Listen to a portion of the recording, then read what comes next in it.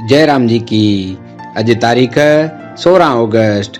स्वामी लीलाशाह वाणीअ में तव्हांजो स्वागत आहे। अज जो विषय आहे बुखियनि जी मदद करियो।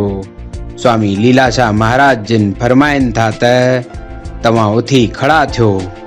इंसानियत जी भलाईअ लाइ पंहिंजे हथ में वेद रूपी अमृत जो कलश खणी माण्हुनि जी पीड़ाउनि ऐं दुखनि खे शांत करे सांद अॻिते ऐं अॻिते वधंदा रहो।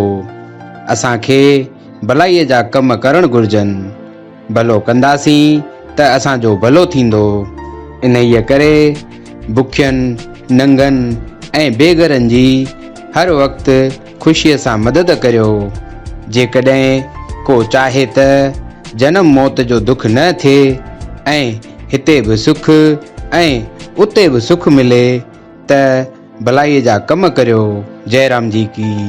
उहो इंसान धन्य आहे जेको जीवन मुक्त आहे, जंहिंजे मन में संतोष ऐं वैराग आहे, छो त वैराग सुख जी जड़ आनंद जो पिता आहे। जयराम जी की।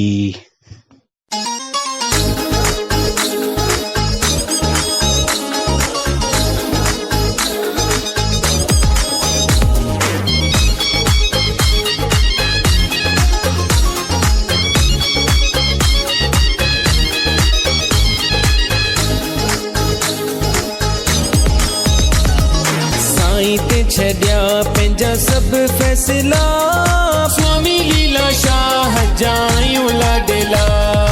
दुखनि जी छो कयूं चिंता भला स्वामी लीलाशाह जायूं लाडला। साईं ते छड्या पंहिंजा सभु फैसला